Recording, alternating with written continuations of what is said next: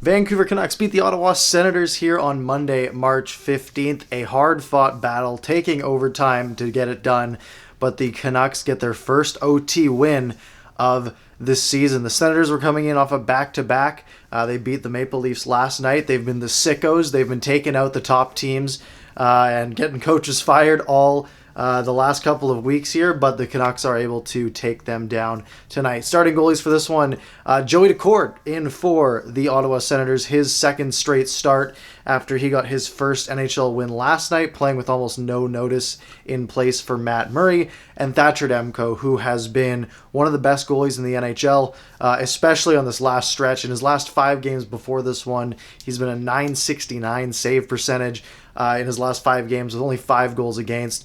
And that save percentage, again, just outstanding tonight. No lineup changes for the Canucks. We did learn that Elias Pettersson won't be joining the road trip, meaning he'll probably miss the next 4 games, or the next 3 at least after this one. The Canucks only have 2 home games after this road trip before they go on their bye week, so I'd probably expect Pettersson to be out till the 31st. But either way, doesn't matter for this one. In the first period, about 4 minutes in, a really bad giveaway from the Ottawa Senators. They pass right up the middle, up their own slot to JT Miller, and he puts it off the post. That's like the plays that JT Miller has given up all year with those dumb passes into his own slot up the middle, but almost works from this time. And then right the other way, Thomas Chabot gets a good chance. Again, gets a feed right in the slot on an odd man rush, and Demko, perfect positioning, gets that right into the chest. About 5 minutes into the first period, Stützle in on a 2-on-1. He tries to play this across, and it ends up hitting Travis Hamonic right in the skate, bounces into Thatcher Demko, and he barely gets enough of it. So it's a pretty tough save. You're expecting that pass to come across. Luckily, he didn't overcommit. He stays slow with the pass. And if you watch my film analysis from the other day, you notice what I keep pointing out is he's so controlled with his side-to-side movements that he's not overcommitting on these plays, and he's able to stay with the puck. And if something does happen, it gets deflected on goal, or someone interrupts the play in some way, he's able to stay with it. And then a few seconds later, the Senators score a goal, but it doesn't count. So a shot gets into Demko's pads somewhere. The whistle goes, and right after the whistle, this puck crosses the line. Now, in my opinion, it looked like a player came in and sort of stabbed at Demko's pads, and that might have jarred it loose. So what I thought would have been funny if they reviewed it, and they said, oh, it actually did go in before the whistle. It's a good goal. And then Green could have challenged for goalie interference. They might have said, oh, it's actually no goal. Those are always fun when they happen. It's like, why didn't you review it all at once? But moot point in this one. Whistle went early, and the Canucks catch a break there. The other way, about 7 minutes into the first period, Adam Gaudette has a great chance in the slot, fires it wide, ends up grabbing the rebound on the left side of the net, tries to pull it back in front and tuck it in on Daccord, but Daccord was with it the whole way. And then about halfway through the first period, Jayce Hawryluk gets his first of the season, first as a Vancouver Canuck. A Jordy Ben shot gets through. Sutter sort of smacks at it and ends up tipping it off of the pad of Daccord, ends up sliding in front to Jayce Hawryluk, who's just in the slot after fighting off a check, spins, smacks at it, goes 5-hole on Daccord, who couldn't get his stick down in time, and the Canucks are up 1-0. And if you've watched the Canucks this season, you know that first goal has been so crucial to this team all season. A few minutes later, Hawryluk ends up in the box, though, gets a high sticking penalty, so the Canucks go to the kill. And then a bad giveaway about halfway through this kill with a prime chance for the Senators. Puck goes to Myers, and JT Miller kind of steals it from him. Tkachuk ends up alone in the slot with the puck.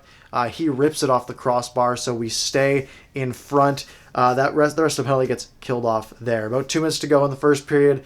There's a big scramble in front of the net. I remember when I just mentioned that JT Miller's been giving it the puck up the middle quite a bit? That's exactly what he does here. He gives up the puck up the middle. Demko forced to make 2 or 3 really strong saves, but he gets it done, and the Canucks stay on top.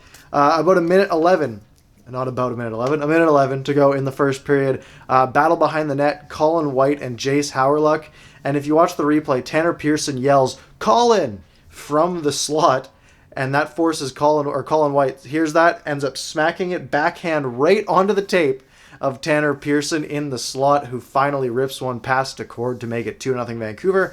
So the Canucks look like they're going to go to the intermission up 1, but Gaudette does take a high sticking penalty with about 47 seconds to go on the clock in the first period, and Drake Batherson, as time expires, rips a one-timer off the post. This would have counted. It looked like about half a second still on the clock, but the Canucks again escape unscathed.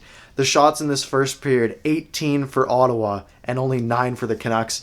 So the Canucks just outplayed in the first period, but when you have a goalie like Thatcher Demko in net able to make those saves, and you have Joey Daccord on the other side who's pretty inexperienced, they end up 2-0 after 1. And about a minute into the second period, Thatcher Demko has what I think is his save of the year. Not the save of the year. There was one other save in the NHL that I saw. I don't remember who it was, but it was unreal. But Demko with an excellent save here. There's an excellent passing play, a little tic-tac-toe in the zone to end the power play for Ottawa. Demko sliding to his rights, able to get the pad on it. Beautiful stop from Thatcher Demko to keep this game at 2-0.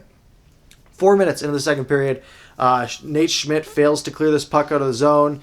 It looks like Pearson sort of drifted out of the zone early. If you ever played beer league hockey, this happens all the time, where your defenseman gets the puck and the forwards get excited and they leave the zone early. So Schmidt tries to put it around the boards. Pearson ends up behind the defenseman on the blue line. So the defenseman's able to pinch, hold the line. He takes a shot. That goes off the post. The rebound goes to Josh Norris. He takes a shot. It hits Edler and goes in. Looks like it might have gone post or wide if it didn't hit a piece of Edler, but it does hit Edler, deflects in. And of course, we'll break all of this down tomorrow. Film analysis somewhere around noon tomorrow. So make sure you're subscribed, button down there, and hit the notification bell as well. By the way, we're 12 away from 1,000, so hit that button. 5 minutes into the second period, Tim Stützle with a shot. Demko gets a glove on it. Hard wrister from his glove side, from his left side, hits his glove, does the old sort of pop off the glove, and it's falling behind him, and it lands literally on top of the net and rolls off. So again, Canucks getting a few good breaks here and staying up 2-0. A few minutes after that, Artem Zub, excellent name, by the way. He dangles his way through the Canucks defense, gets hooked on the way to the net by Travis Hamonic, gets his stick slightly in the hand, Sens go to the power play. They get a couple of good chances, but they still can't capitalize. 7 minutes to go in the second period. Bo Horvat takes a slashing penalty. Now, technically, this is a penalty.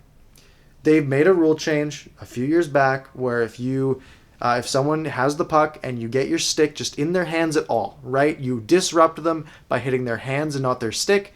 They call it a penalty every time. So that's fine. The Canucks kill this penalty. Sens are 0 for 4. And then a minute after this penalty ends, Jayce Hawryluk gets hit by Norris square in the numbers right at the Sens bench. And this doesn't get called. Now, these are hits that don't always get called. In my opinion, it should have been. It was pretty square in the numbers. It was classic boarding. And I think if there was glass there, if it wasn't at the bench, he probably would have hit it harder, and the probably might have been a call. But after you go from a technical penalty where it's a one-handed wave of the stick that hits someone's hands, where there's no chance of injury, compared to someone literally getting hit in the numbers into the boards, that's where I get put off a little bit. But either way, no penalty is called. About a minute after that, Austin Watson takes a puck right to the throat. It looked like it looked like it was his head, but then he goes to the bench and he's like showing his collarbone to the trainer, and then you see just this big red mark right on his neck. So good thing he was okay. He did return. And then about a minute to go in the second period, Gaudette gets wrapped up by Mike Riley. Canucks go to the power play to end the second period. Nothing happening at the end of the second there. So the shots in the second period, 12-7 again for Ottawa, making it 30-16 total on the night. So Ottawa definitely outshooting the Canucks by a pretty big margin. As we start the third, the rest of this power play does get killed off by Ottawa. No great chances for the Canucks there. 4 minutes into the third period, Alex Edler's shot gets tipped on net. Brock Besser tries to jam home the rebound. The Canucks really build up some pressure early in the third period. And one of my pluses that I had write down was better third period. And then I took that off because the rest of the third period did sort of fall apart. But good pressure, at least to start this third period. But about a minute after that, 5 minutes into the third period, Connor Brown gets a feed from behind the net. And these are the toughest for the goalies to save, right? You don't see the player behind you making a pass. You might be looking over your shoulder, but it's still hard to see. But that puck comes out, and Demko turns, square to the shooter, and the shot is fought off with the shoulder up here, up high. He gets these shoulders high, gets a good piece of it, and keeps that one out. 6.5 minutes into the third period, Brock Besser with a drop pass to Niels Höglander. They're in sort of 3-on-2. Besser drops to Höglander. He makes a beautiful move to the inside, feeds Horvat at the far post. He's not able to get a lot of it, but Joey Daccord sliding to his right absolutely robs Bo Horvat, similar to that Demko save that we saw earlier. Fantastic save from Decord. About 11 minutes to go in the third. Jake Virtanen with a pretty bad turnover. Now, I thought Jake Virtanen's game was actually pretty okay tonight. He was making some good sort of quarterback plays where he was controlling the puck, making some decent plays. But he turns it over. Drake Batherson takes the puck. He skates into the Canucks zone down the right wing. And they're sort of on a 2-on-1, and Demko's, again, his positioning is so good, especially these last few games. Stays squared to Batherson, and he makes these saves look so easy, right? This is a fairly high-danger chance. Guy streaking in down the wing on his strong side, able to get everything into a shot, and it just ends up hitting him because he's always in the right spot. Really good play from Demko, and again, all night. About 10 minutes to go. Chris Tierney has a prime chance here. Looking to tie this game. He's in tight. And it looks like Demko might not have seen this, but he gets his pad down and he makes the stop. Again, 6 minutes to go. The puck's sort of bouncing around back and forth. Dadonov ends up batting it out of the air. Demko makes a solid save here. So Ottawa looking to tie it down 2-1 with about 2:16 on the clock. Joey Decord heads to the bench, and right after, Colin White gets a feed right in the slot from Brady Tkachuk, rips it past Demko to tie this game at 2. This play kind of broke down. Demko played the puck behind the net, tried to clear it around. There was some confusion. Edler, I think, couldn't get control of it. They couldn't get the puck out. Tkachuk won the battle. White sneaks in behind Travis Hamonic, who didn't see him, gets the pass through, and he scores on their 44th shot of the evening. So shots in the third period were 17-11 for Ottawa, making the total after 3 46-27. So we go to an extra frame. Couple decent chances for Ottawa early. It looked like Chabot was about to go in on a breakaway. He gets called offside. This is one of those plays where he was in the zone, but he reached back and grabbed the puck behind the line. At least I used to think that that's onside as long as you possess it into the zone. But I guess since he was fully in the zone before he even had possession of the puck, even though the stick was behind the line, they called it offside. And then this is a really smart play from Quinn Hughes. Canucks are both teams are at the end of a long shift here, so Quinn Hughes, Canucks are just sort of possessing the puck. Quinn Hughes goes back to center, and Chabot sees this as a chance to get a quick change. So the second Chabot guns it off the ice, Pearson also changes, so we end up with Hughes, Besser, and Miller on the ice. And before Ottawa can get their defenseman back, right, because it was Chabot that changed, Hughes rips a pass to Miller. He just has Brady Tkachuk to beat, and he just makes Tkachuk look silly, dangles him inside out, goes forehand, backhand on Decord, and the Canucks win this one 3-2 in overtime. On to the plus minuses for this game. Our pluses. We got a goal from the bottom six, Jayce Hawryluk, and it was a cheap, fast player in the bottom six, right? Hawryluk is not making a lot of money. He's not making $3 million a year, and he's looked pretty solid. He's looked like a good fourth-line player the last few games, and I'm glad to see that he was able to get a goal. Another plus, the takeaways. I think the stat they said on the broadcast is that the Sens have the most turnovers in the NHL, and they looked at tonight. The Canucks were applying pressure, and even though they got outshot 46-27, there were a lot of good times where in the offensive zone, they would give up the puck to Ottawa, but then they'd fight and get it back and keep some pressure on, even if it wasn't resulting in a lot of shots. Another plus, puck luck. There was a few chances that normally would go in for Ottawa. There was the one that went off Demko's glove and off the top of the net. A couple other shots that hit the post. The Brady Tkachuk shot off the crossbar. The whistle going on that first goal from Ottawa that didn't count. Really good puck luck from the Canucks tonight. They might not have earned this win, but sometimes you can be the worst team on the ice and win the game.